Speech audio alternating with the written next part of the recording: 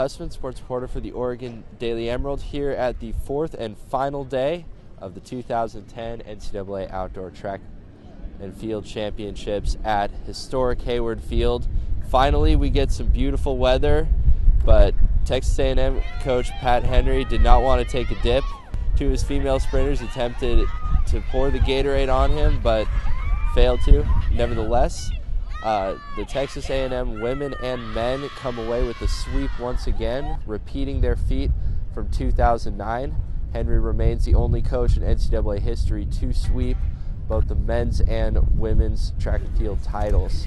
Oregon finished second on the women's side with 57 hard-fought points, with some big performances on Saturday, and the Oregon men finished third at the University of Florida and Texas A&M.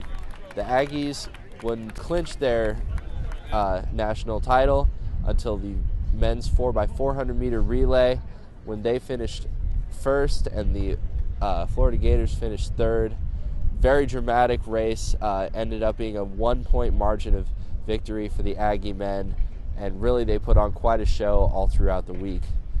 Initially, though, it was the Oregon Ducks who were stealing the show early with the men's 1,500 meter dash. Oregon had three favorites to score in Andrew Weeding, AJ Costa, and Matthew Centrowitz, and all of them came through in a 200-meter stretch that will go down in Oregon track and field lore.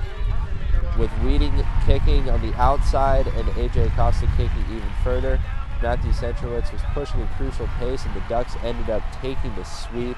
24 team points, the most by any one team in a single event at these NCAA championships.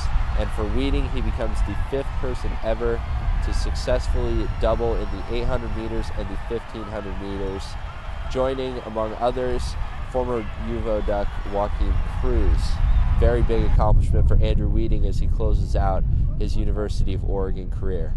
On the women's side, Jordan Hasay managed to score third-place points after holding off late charges from the field.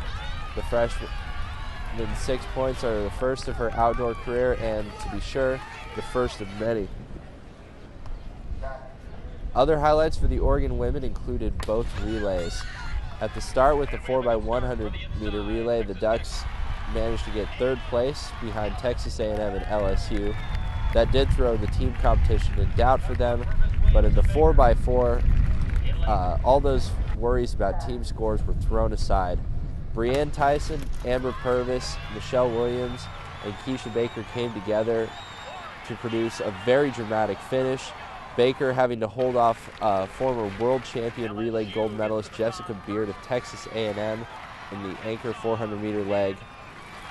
Beard was charging at her at all points, and it looked like a photo finish potentially at the end, but Baker somehow found a slight extra gear and used that to give her an edge. Great result for the Oregon women, even though they obviously were out of the team competition at that point. Additionally, the men got one more highlight when Jordan McNamara scored in the 5,000 meters. McNamara had been as high as fifth in the meet, but succumbed to some late challengers. David McNeil of Northern Arizona took the win in that event, and Liberty Sam Chilanga got second. For the Oregon Daily Emerald, I'm Robert Hussman. Thank you so much for joining us throughout these 4 days.